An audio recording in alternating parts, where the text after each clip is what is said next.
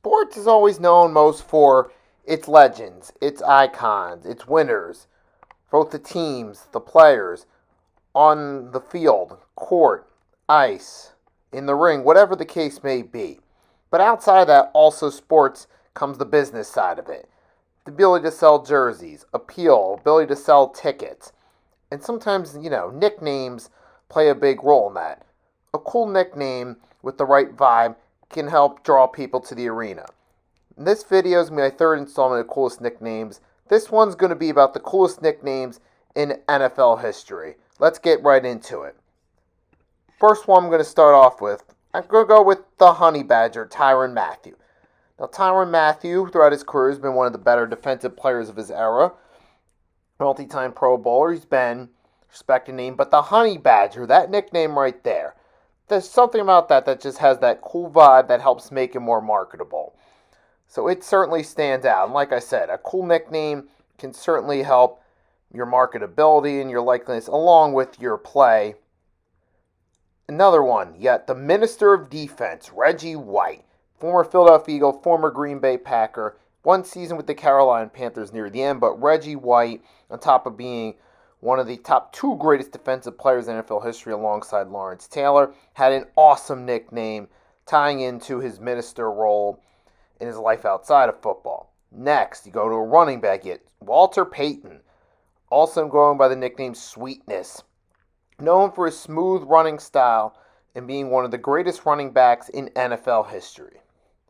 Next, you got Peyton Manning, a top 5 all-time quarterback, goes by the nickname the Sheriff, mainly for his audibling and sometimes fake audibling and his on-the-fly decision-making, similar to the Sheriff as a leader.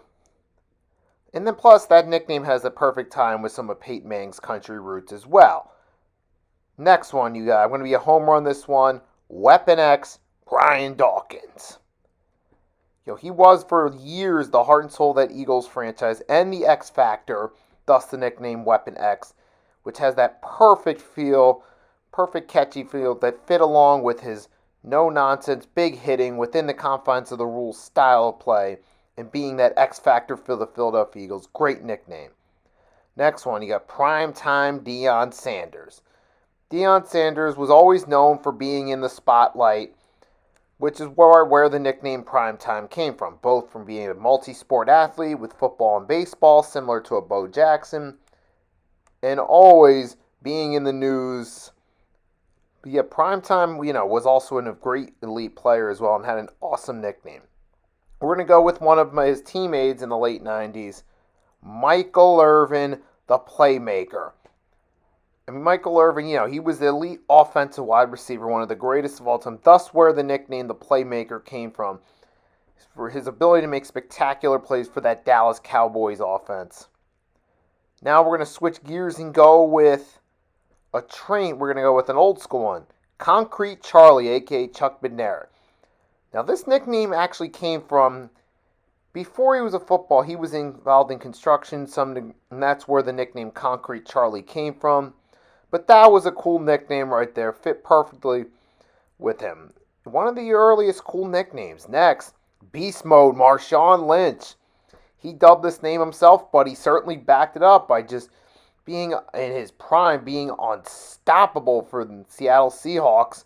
He was awesome for the Buffalo Bills earlier, but with the Seahawks, he was at his peak when he dominated. Had some of the best runs of the first half of the 2010s. He certainly was Beast Mode, and a well-deserved nickname. You got Megatron, Calvin Johnson. He got that nickname for his height. It was kind of a playoff of the Transformers, but hey, awesome nickname. We still remember him. Next, the Refrigerator, William Perry, got the nickname the Refrigerator for being freakishly big, even compared to other offensive linemen. Another one, you got Snake, Ken Stabler, got this nickname. He was known for his style of being able to scramble around. He was one of those early scrambling quarterbacks. Not a great scrambling quarterback, but he was one of the pioneers of it, and he was able to use that to get out of and avoid the blitz. And he did have some troubles off the field, and he seemed to avoid it. That's the downside to it. If you don't know what I'm talking about, look up Ken Stabler's off the field troubles. Next, you got the Windy City Flyer. Some of you might not know this one, but this was a cool nickname. And this was the nickname for none other than Devin Hester for his spectacular return style, because he was the nearly unstoppable as a returner, and being the Windy City was from Chicago. Makes perfect sense, fit well, kind of catchy. Wish that nickname would have been thrown out in the public a little bit more. Another one, Broadway Joe, for Broadway Joe Namath.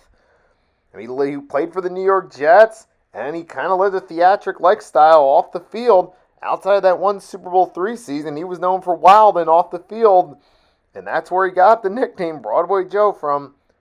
Next one, we're going to go Mean Joe for Mean Joe Green. Known for his intimidating style of play, but he did also have that awesome Coke commercial. But, off the field, but on the field, he had that intimidating style. That's where he got the nickname Mean Joe Green from, as one of the centerfolds for that 70s Steel Curtain. One of the greatest team nicknames. Maybe I should come up with another team nickname video down the line. I'm thinking about that one. And then we got T.O., short for Terrell Owens.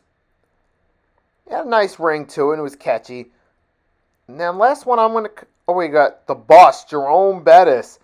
Known for his unusual size for a running back, but he still dominated at that size. He would just bowl through defenders, and it's part of the reason he got the nickname the Bus, but it was a cool nickname, man.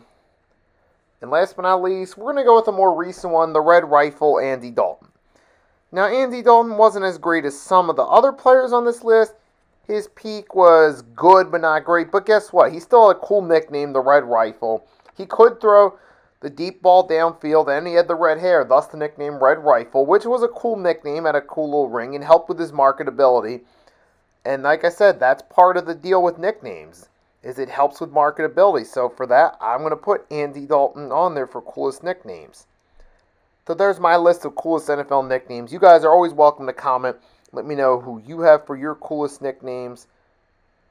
So also make sure to drop a like and subscribe as well if you haven't. And until next time, folks, it's your boy Nicky Steez signing off. Catch you next time.